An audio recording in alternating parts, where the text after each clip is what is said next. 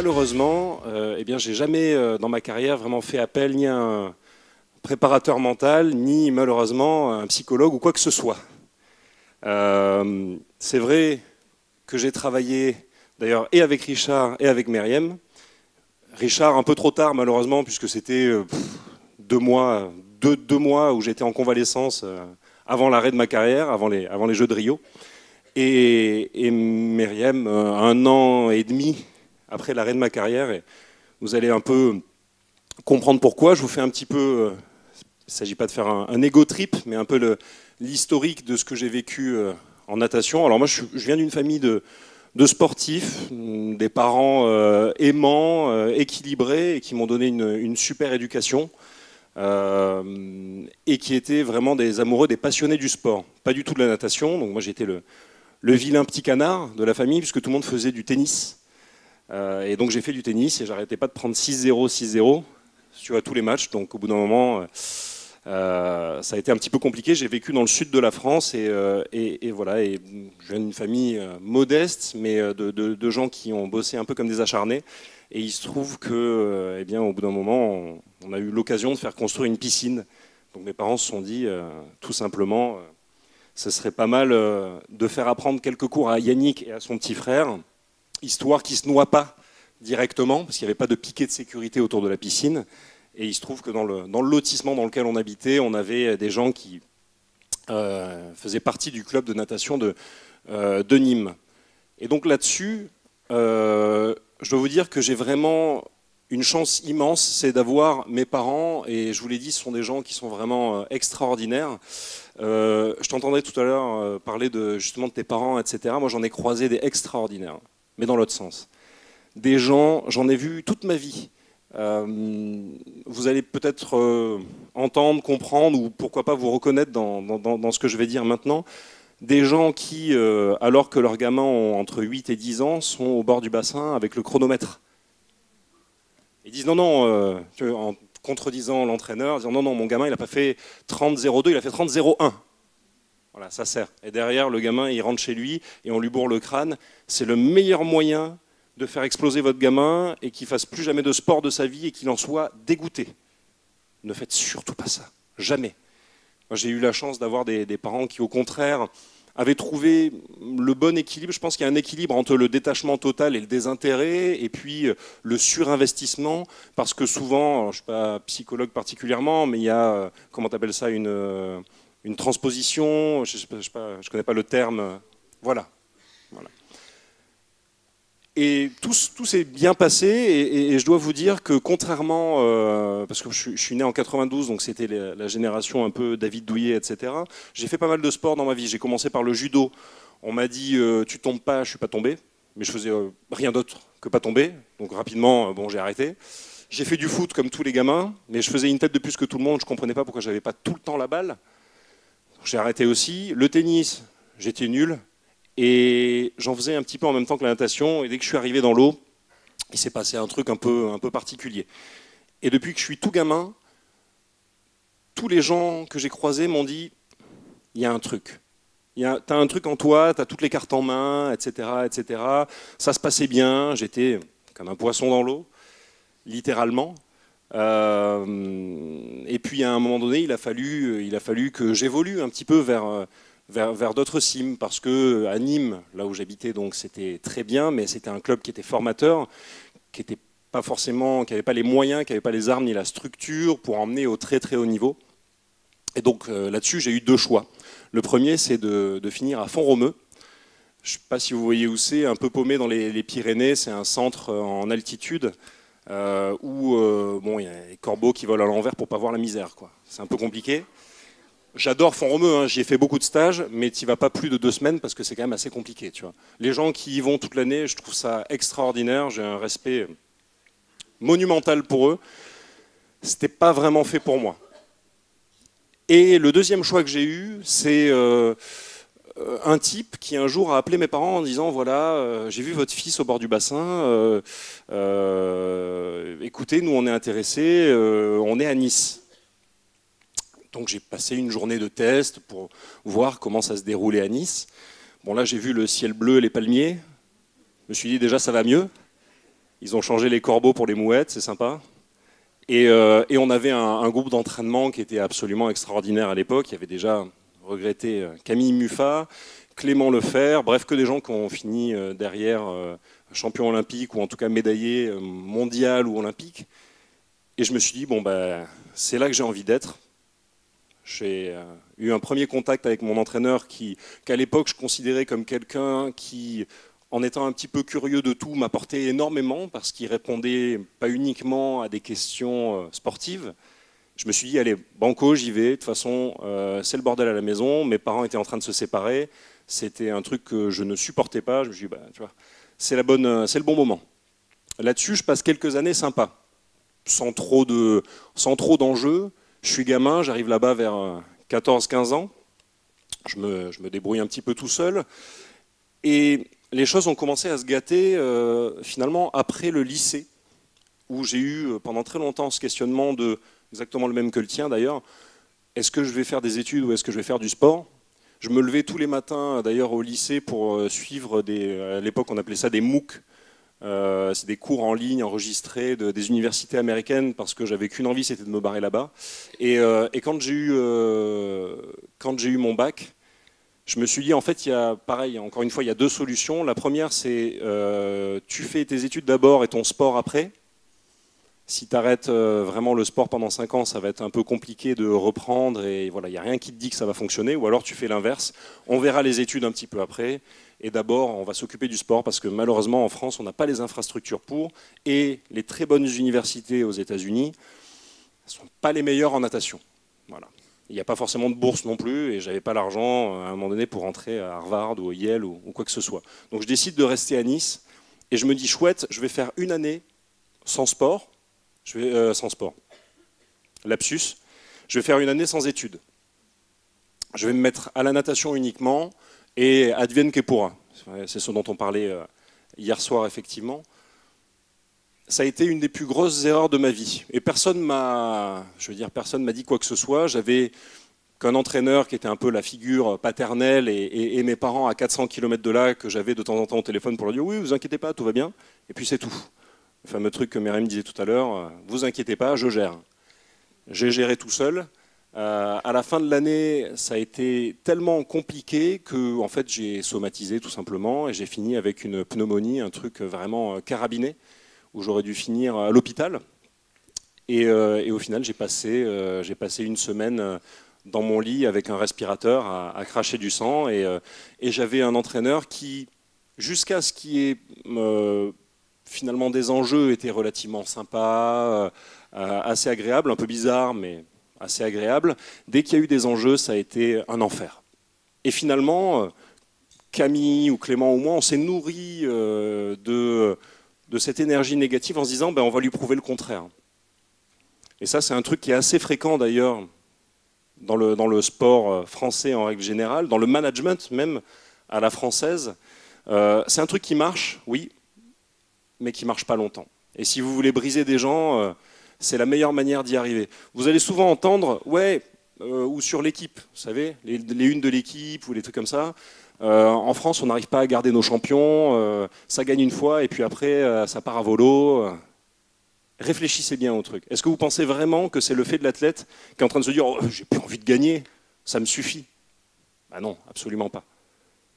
Je pense qu'il y a une énorme dimension de cette finalement relation un peu sacralisée entre l'entraîneur et l'entraîné, où l'entraîneur, on lui donne toutes les clés en main, c'est le gourou, il fait tout, il fait kiné, il fait psycho, il fait absolument tout,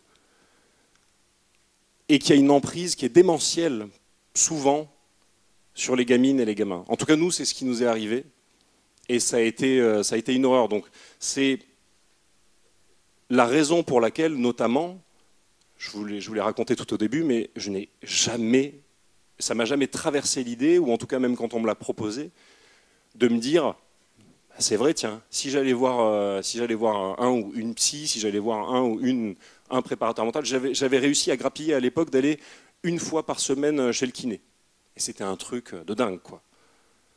Donc vous imaginez bien la manière dont on s'entraînait, la pression à l'entraînement. On avait la trouille tous les soirs de demander à quelle heure serait l'entraînement le lendemain matin. Donc on était dans ce genre d'habitude. À la suite de cette année, donc, qui était en 2011, j'ai eu mon bac en 2010, en 2011 ça a commencé à être très compliqué, j'ai commencé à avoir des épisodes dépressifs. Je ne vous ai pas averti, on va s'amuser hein, là, pendant un petit quart d'heure. Mais je suis ici pour vous raconter un petit peu la manière dont ça se passe aussi en vrai et chez beaucoup de gens, parce que c'est le cas chez beaucoup de gens, et même chez les Américains, il ne faut pas croire. Hein.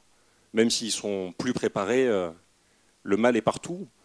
Donc j'ai commencé à avoir ces épisodes dépressifs, c'est-à-dire que tous les soirs je rentrais chez moi et je chialais, tout simplement, en me disant mais qu'est-ce que je fais de ma vie, quel est le sens à tout ça. Donc c'était assez intéressant parce que d'un côté on était à toutes les compétitions, on massacrait tout le monde, on gagnait partout où on allait, et d'un autre côté quand on rentrait chez nous, Camille ou moi, on pleurait toutes les larmes de notre corps en se disant mais c'est horrible une vie comme ça. Donc on avait cette dualité-là qui était assez difficile à vivre. Et j'ai réussi malgré tout à trouver un certain équilibre à l'arrivée des Jeux Olympiques en 2012, en disant donc à mon entraîneur à l'époque, écoute, il faut absolument que je trouve un petit équilibre, que je reprenne à minima les études. Et à ce moment-là, j'ai fait un truc très intelligent. Je me suis dit, bah tiens, je vais sortir un peu la tête de l'eau, je vais faire de l'océanographie. Donc le mec qui est con jusqu'au bout. Tu vois. Mais ça m'a aidé. Ça m'a aidé énormément dans la mesure où, en fait, une fois par semaine, une demi-journée par semaine, je sortais la tête de l'eau, littéralement, et j'allais voir un autre groupe de gens complètement différents. Et en tout cas, c'est un truc qui a fonctionné pour moi à ce moment-là. Et ça m'a mené jusqu'aux Jeux de Londres. Et là, bon, ben, voilà, vous avez vu les images, ça s'est plutôt bien passé. Ce qu'on oublie de dire, et ce qui n'est pas forcément dit dans les médias un petit peu avant, c'est qu'en amont de cette compétition, avec Camille, à un moment donné, on s'est retrouvés tous les deux et on s'est dit, bon, si on gagne, qu'est-ce qu'on fait? Est-ce qu'on arrête? Est-ce qu'on continue? Parce qu'on en avait notre claque, quoi. On était épuisés, physiquement, mais surtout mentalement, on était épuisés. Et à ce moment-là, on s'est dit, bon, écoute, si on gagne, on finit les pieds dans le sable, la pina colada, et on n'entend plus jamais parler de sport. Il se trouve qu'on a gagné, et que ce qu'on a vécu, c'était tellement intense et tellement incroyable, hors du temps, et tu te rends même pas compte de ce que tu es en train de vivre quand tu passes des moments comme ça, que le dernier truc qu'on avait envie de faire, c'était d'arrêter, en fait. Et 2 semaines après, on était de retour dans l'eau. 2 semaines après, 3. Mais bon, de toute façon, vous n'avez pas trop le temps parce que vous rentrez et là, il faut faire le tour des médias, le tour de la famille, tout le monde veut vous accaparer, vous n'avez pas vraiment de temps pour vous. Et à ce moment-là, ça a été une autre erreur, c'est-à-dire qu'on était tellement lessivés qu'on aurait minimum dû prendre 6 mois et s'interroger sur vraiment ce qu'on avait envie de faire par la suite. Et on parlait tout à l'heure, je ne sais plus qui parlait de prendre le temps. On n'est pas pressé par le temps. Et c'est une erreur de se dire qu'on doit tout faire tout de suite, on ne doit jamais arrêter. Il y a un dogme en natation, il ne faut jamais arrêter. C'est vrai à minima. Quand vous arrêtez pendant une semaine, il faut en général entre 2 et 3 mois pour revenir à votre niveau précédent, au moins au niveau du souffle, au niveau physique. Mais est-ce que quelque part tout ça, on s'en fiche pas un peu? Est-ce que c'est pas plus important d'être en adéquation avec ce qu'on a vraiment envie de faire?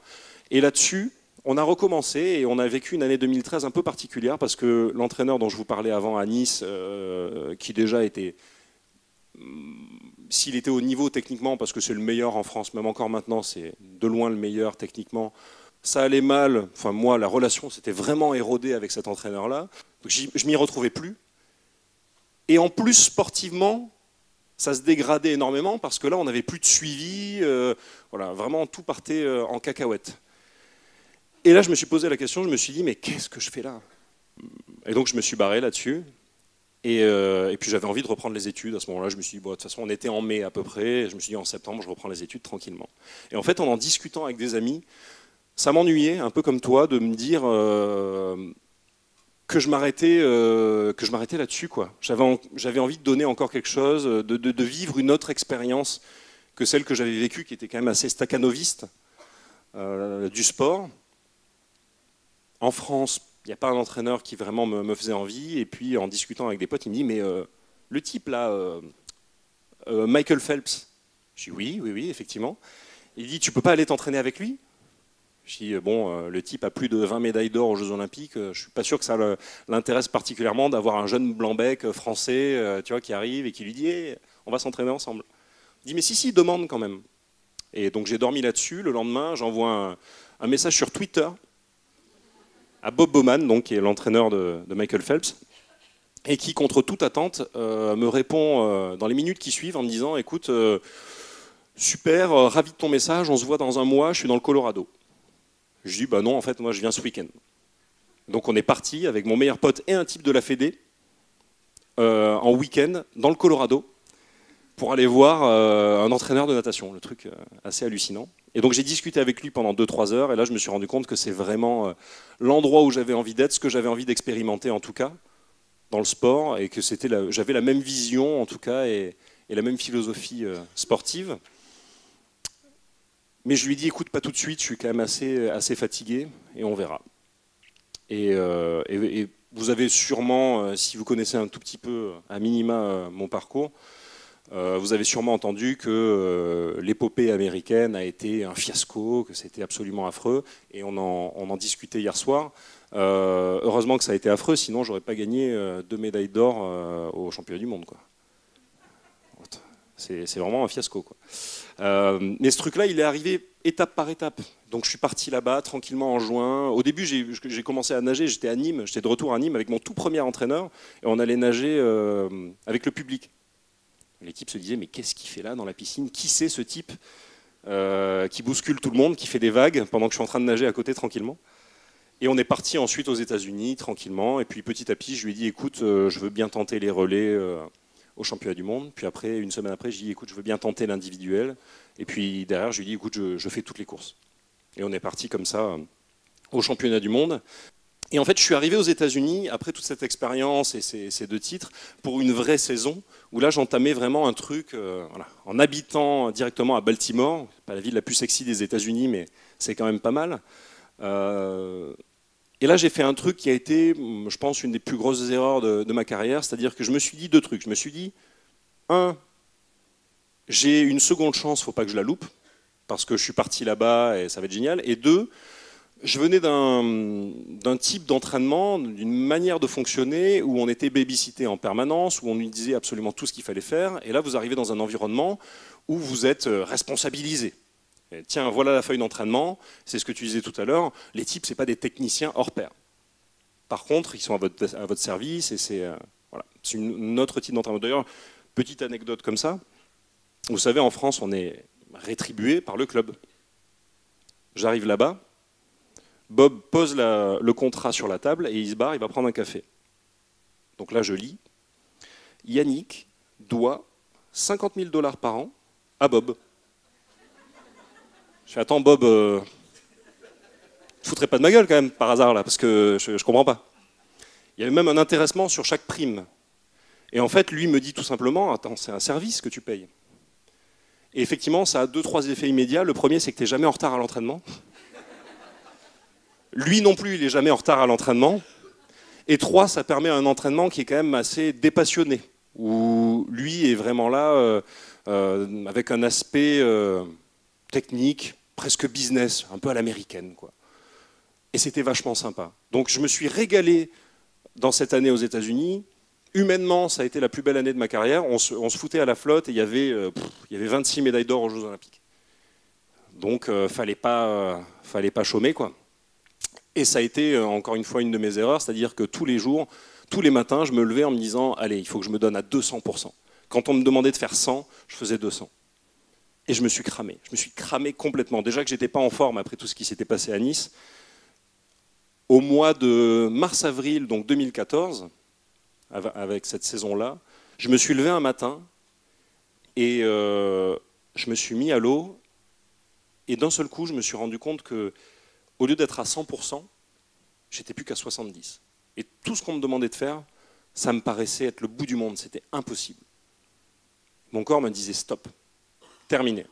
Et je ne comprenais pas ce qui se passait. Donc moi, je forçais. Je me disais, attends, je vais me coucher à 9 h le soir, je vais faire les choses bien. c'est pas possible, quoi, parce que j'ai des échéances, tu vois. Cet été, là, dans 3-4 mois, il y a quand même les championnats d'Europe, je peux pas me permettre de ne pas être au niveau. Donc j'ai forcé, jusqu'à ce que je tombe sur un article qui parlait du burn-out dans les milieux socio-professionnels, et d'un type qui était à Paris et qui, on en parlait hier soir d'ailleurs, attendait sur le quai du métro, et en fait, il n'a jamais pu monter dans le métro. Comme s'il y avait une sorte de porte en verre, de mur en verre qui était infranchissable. Et c'est exactement ce que je ressentais le matin en essayant de me lever pour aller à l'entraînement. C'était impossible. Comme si j'avais une sorte de sarcophage en verre et que j'étais incapable de bouger. J'étais tétanisé tellement mon esprit et mon corps me disaient d'arrêter. Donc j'ai eu une saison pourrie. Bon, quand je vous dis pourrie, j'ai fait 3e au championnat d'Europe. Mais pour moi, c'était un résultat exécrable, médiocre, comparé à ce que j'étais censé pouvoir produire. Et derrière, je me dis, bon, écoute, on est à 1 an et demi des Jeux, je ne peux pas arrêter là. Je rentre en France, de toute façon, ça ne marche pas ici aux États-Unis, je rentre en France et advienne que pourra. Entre parenthèses, vous savez ce que Bob a fait? Il m'a dit, écoute, la saison n'a pas fonctionné, je te rembourse. Quand même assez classe. Bref, je rentre, je vais m'entraîner pour le coup en Alsace, et là-dessus, en fait, j'ai fait ce que j'ai pu. Je me suis couché à 8h30, 9h tous les soirs. J'ai essayé de manger, on avait un traiteur, c'était vraiment tout organisé comme il faut. Quelques mois après les débuts, il y a eu l'accident tragique où Camille est décédée. Donc là, j'arrivais dans la piscine tous les jours en me disant, bon, difficile de ne pas penser à elle, quoi. Et j'avais plus que le trognon, quoi. J'avais plus que le trognon, donc j'ai fait une année où finalement j'ai même pas participé au championnat du monde parce que j'étais malade, j'avais absolument pas la tête à ça, j'avais qu'une envie, c'était de me barrer. Et puis derrière, il restait l'année olympique où on a essayé tant bien que mal, et à la fin où j'arrivais même plus à me lever, mon entraîneur m'a dit, écoute, je connais un type, il s'appelle Richard Ouvra, tu devrais peut-être essayer. Mais quand Richard m'a vu, il m'a dit, bon, là il va falloir un moment quand même. Il m'a dit, là c'est un niveau olympique. Il m'a dit, là, si tu ne prends pas 1 an et demi, ça va être compliqué. Mais on s'est vu 2 mois avant les Jeux Olympiques. Et après, il s'est passé tout ce qui s'est passé au championnat de France, aux Jeux Olympiques, dont vous avez peut-être entendu parler. Et je pense que ce n'est pas pour rien que toutes ces histoires sont arrivées non plus. Je ne devais pas forcément y être, mais en tout cas, je pense que je suis allé au bout de ce processus-là, et que derrière, quand j'ai décidé d'arrêter, je me suis dit, écoute, c'est pour de bon, maintenant ça suffit, j'ai envie de passer à autre chose dans ma vie, de toute manière, je suis explosé, il faut que je prenne soin de moi. Et donc je me dis, bon, je vais prendre une année sabbatique. J'arrête ma carrière après 2016, je prends une année sabbatique. Et je ne sais pas si vous voyez ce dont je vais parler, je pense que vous voyez très bien, ces fameux week-ends où, en fait, tu as plein de choses à faire, mais tu as tellement de choses à faire que tu fais rien. Bon, moi, j'ai fait une année en week-end, en fait. J'ai voyagé un petit peu, j'ai vu de la famille, mais je ne me suis absolument pas reposé. J'ai un peu fait la fête, ça m'a fait du bien, mais je ne me suis pas soigné, je n'ai pas pris soin de moi, ni de mon corps, ni de mon esprit. Et quand 1 an après, je me suis dit, bon, maintenant j'ai envie de faire quelque chose, je vais reprendre un petit peu les études, tous les soirs, je recommençais à avoir ce fameux truc dont je vous ai parlé en 2011, où je rentrais chez moi et je broyais du noir, une impression d'avoir une sorte de boule noire dans la gorge en permanence et d'être triste à avoir des pensées pas cool, quoi, pour être politiquement correct. Et là, je me suis dit, bon, ça suffit, il faut absolument que je fasse quelque chose, je ne peux pas rester comme ça toute ma vie. Et j'ai fait le meilleur truc, une des meilleures décisions que j'ai prises de ma vie, d'aller voir Myriam. Et donc, on s'est vu quelques fois, et depuis, je suis multimillionnaire, philanthrope, beau gosse, voilà, fort en amour.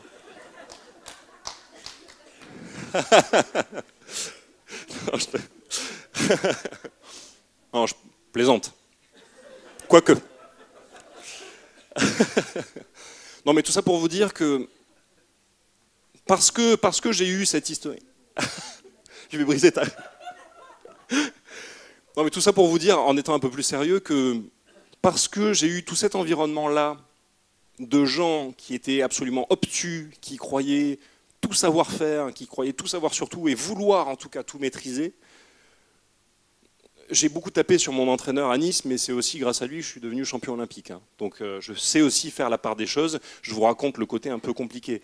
Mais dans tout ça, et on en discutait encore une fois hier soir avec Richard, avec Myriam, avec tout le monde, si quelqu'un m'avait dit dès le départ, et quelqu'un d'autre que mes parents, parce que mes parents c'est un peu compliqué, tu sais, les parents tu veux jamais les blesser, tu les écoutes mais un petit peu de loin. Si quelqu'un m'avait dit, écoute, ça fait partie intégrante de la performance, ça fait partie intégrante de ta vie en fait, tout court, j'y serais allé et je sais pas, peut-être que j'aurais eu quelques médailles en plus ou en tout cas quelques années de carrière supplémentaire, je pense que c'est sûr et certain.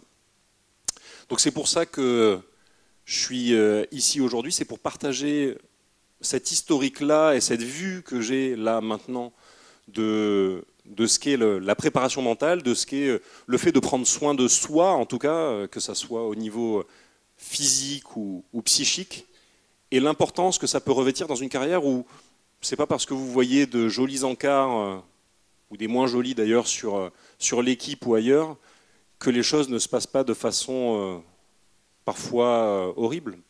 Donc voilà, je vous remercie de m'avoir écouté et puis j'attends vos questions.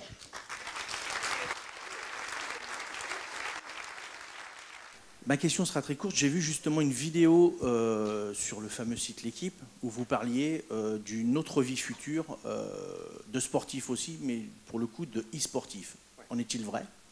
Et si oui, au niveau de la préparation, puisque c'est le titre du jour, est-ce que du coup la préparation se fait à l'identique? Est-ce qu'il y a des points similaires? Ou est-ce qu'on fait différemment? Est-ce que vous êtes sur un e-center, ce qu'on appelle un e-center pour ceux qui connaissent un petit peu? Je suis désolé, My Little Pony n'est pas encore un jeu e-sport. Non, en vrai, il y en a plein. Hein. C'est des quoi? C'est Alexandra Lederman ou c'est comme ça. J'ai jamais joué, mais il paraît que c'est super. Cela dit, écoute, je suis arrivé là-dedans parce que j'ai beaucoup joué aussi. En fait, quand tu fais 6 à 8 heures par jour d'entraînement, le seul truc que tu arrives à faire en rentrant chez toi, c'est d'être finalement prostré comme une loque sur ton canapé. Et à côté du canapé, bah, y a la manette, quoi. Donc c'est quand même plutôt facile. Le rôle que j'ai effectivement dans une structure d'e-sport, qui est à la fois professionnelle et amateur, c'est un peu le rôle d'un directeur sportif dans un club, on va dire, de foot traditionnel. Mon rôle, c'est, pour l'équipe professionnelle, de les encadrer et de leur donner tous les outils de la performance en dehors du jeu vidéo en lui-même. Je ne suis pas spécialiste, je ne suis pas un expert de la tactique, je connais très bien League of Legends, je suis classé sur le jeu, il n'y a pas de problème, mais je ne suis pas un expert. Donc moi, mon rôle, ça va être de leur dire, écoutez, je ne suis peut-être pas le meilleur en jeu vidéo, mais par contre, tout le reste, au niveau de la performance, ça me connaît. Donc, le quotidien de ces joueurs-là, professionnels, c'est d'avoir une activité physique, une préparation au niveau diététique, un suivi médical, nutritionnel, je l'ai dit, psychologique, et de travailler sur tous les aspects d'esprit d'équipe, de préparation à l'effort, donc échauffement, récupération, étirement, etc., etc. Ce qui fait qu'aujourd'hui, ces gamins-là ont le quotidien d'un sportif de haut niveau. Donc quand vous entendez « est-ce que l'e-sport, c'est du sport ?» Quelqu'un me posait la question, voilà, hier, en me disant ils sont assis, quoi.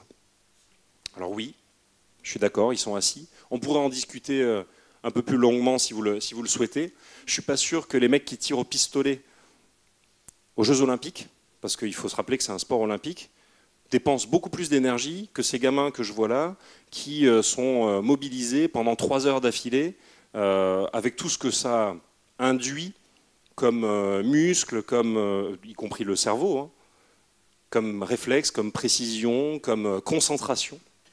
Donc voilà, on travaille effectivement là-dessus. Et justement, tous les écueils dont je viens de vous parler, je m'en sers aujourd'hui dans la plupart de mes casquettes pour leur faire éviter ces moments de douleur-là, sachant qu'en plus, ce sont pour une partie d'entre eux des jeunes gens qui ont une structure familiale un petit peu compliquée, ou quand on passe 10 heures par jour, tous les jours, sur un jeu vidéo, c'est qu'à un moment donné, J'irai pas jusqu'à dire qu'il y a un défaut d'éducation, mais vous voyez ce dont je veux parler.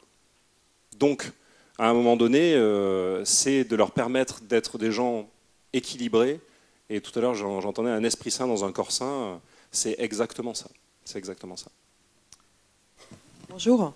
Quand j'entends votre parcours, je suis en fait assez triste et assez en colère en fait. Faut pas. Hein. J'ai une vie extraordinaire. Oui, non mais triste parce qu'en plus il y en a d'autres.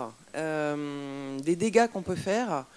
Et puis assez en colère parce qu'en fait les fédés, quelles qu'elles soient, je pense qu'il y en a un petit peu partout, et des entraîneurs et des bonnes personnes évidemment et des mauvaises. Et justement maintenant, est-ce que c'est pas, enfin vous le faites sans doute peut-être, quel est votre rôle, vous tous les sportifs de haut niveau, anciens sportifs, etc. Quel appui vous, alors est-ce que vous le faites peut-être d'ailleurs, quel appui vous avez maintenant de vos témoignages comme ça au niveau des fédés, parce que je pense qu'il faut que ça bouge. Et dans l'encadrement des jeunes, on a une ministre qui est ancienne nageuse, oui. Donc peut-être que ça aide ou pas, je ne sais pas. C'est à vous de décider. Oui, c'est pour ça que je ne dirai rien. J'ai dit ou même pas. Même sous la menace. J'ai dit ou pas. Mais voilà, quand on entend des témoignages comme ça, on se dit il y a eu beaucoup de casses, il y a eu beaucoup de malheurs et beaucoup de tristes. Enfin voilà, c'est pas possible. En tant qu'humain d'abord, et puis après en tant que sportif, puisqu'on aime nos sportifs rayonner dans les jeux et partout. Et il y a de la casse, beaucoup de casse, on le sait, mais voilà, est-ce que vous n'avez pas une mission pour faire connaître aussi auprès des fédés Je le fais. Oui. Je le fais autant que possible. Après, il faut se rappeler d'un truc, c'est que, vous le voyez, j'ai une tête de bébé, j'ai 27 ans, et que ça fait pas longtemps que j'ai arrêté. Et je pense qu'il faut quand même laisser certaines choses se décanter et laisser du temps passer pour n'avoir en tout cas plus de contact direct avec les athlètes au sein de l'équipe de France en elle-même. Je le fais sur le côté, hein. J'essaie de les aider au maximum, ou en tout cas de les aiguiller. Mais je vous avouerai que le système fédéral est un petit peu compliqué. On le sait tous, on le vit tous.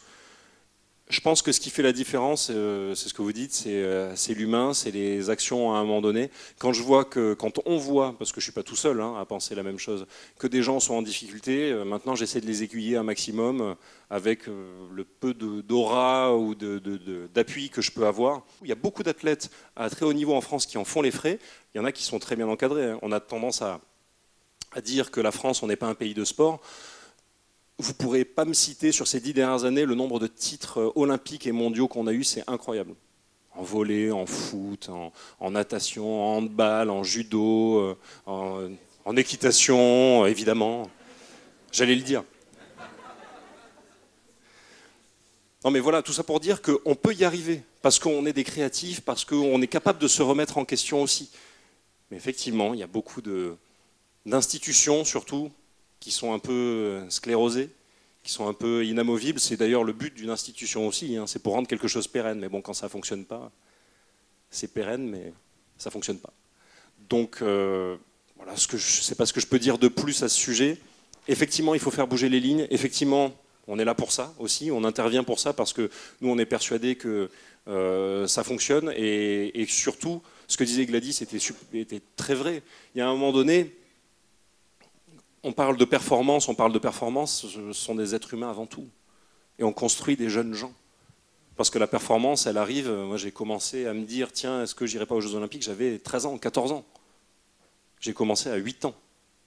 Donc il y a un moment donné, tu construis également des jeunes gens, et c'est important d'avoir toutes les cartes en main pour en faire des gens bien, et surtout pas écorchés de la vie, quoi. Mais dans tous les compartiments de la société. Oui, tu nous as donné tout ton parcours et l'entraînement difficile de la natation déjà, qui est très exigeant, et ton entraînement. Moi, j'avais la chance d'être à Londres et d'être au Club France le soir où tu as gagné les médailles. Maintenant que je repense à tous ces moments-là, j'avais pas l'impression que tu savourais ce moment-là le soir. Ah, clairement pas. Voilà, et je voulais juste savoir si tu l'as digéré, cette médaille d'or.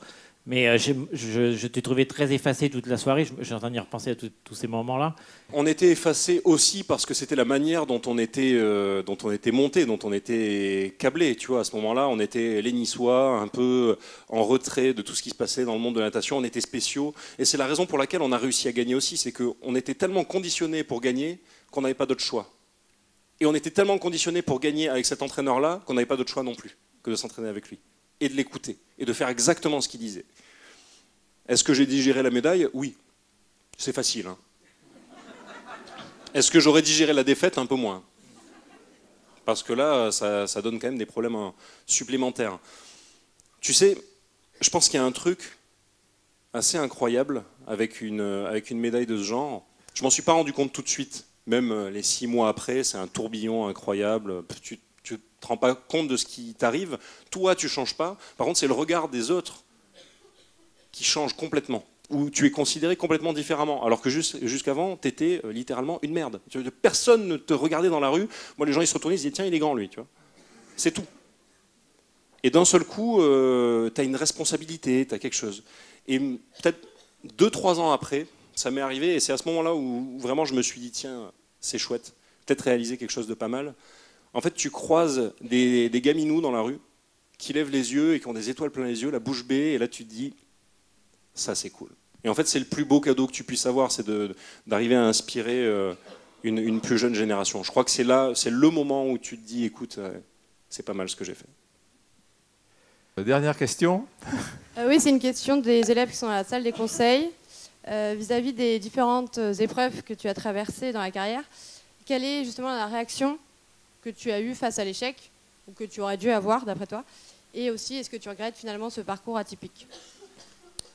Alors, je ne regrette absolument rien, jamais.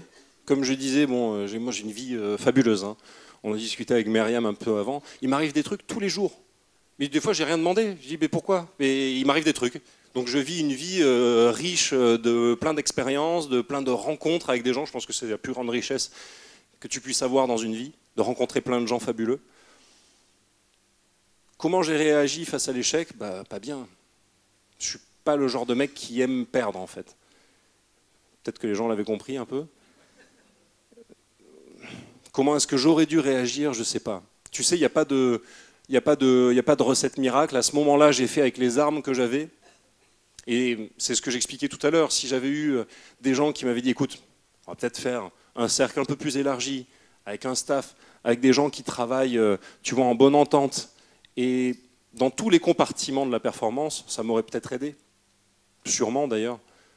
Mais dans tous les cas, il aurait fallu que ça arrive bien en amont et aider au minimum dès mon arrivée à Nice, donc en 2006-2007, tu vois. Après, est-ce que ça aurait fonctionné de la même manière? Tu sais jamais. Ce qui est fait est fait. Je sais pas, vous avez sûrement entendu parler, on va parler d'un truc un peu, tu vois, c'est l'instant tragique, de la mort de Kobe Bryant, donc 41 ans, avec sa gamine et compagnie. La vie, elle est courte, les gars. La vie, elle est très courte. Profitez-en un maximum. Faites pas n'importe quoi non plus. Mais il faut toujours prendre un temps de recul et se dire, voilà, à un moment donné, les choses peuvent être bien pires. On fonce, on écoute son cœur, et puis le reste, on verra après. Belle conclusion.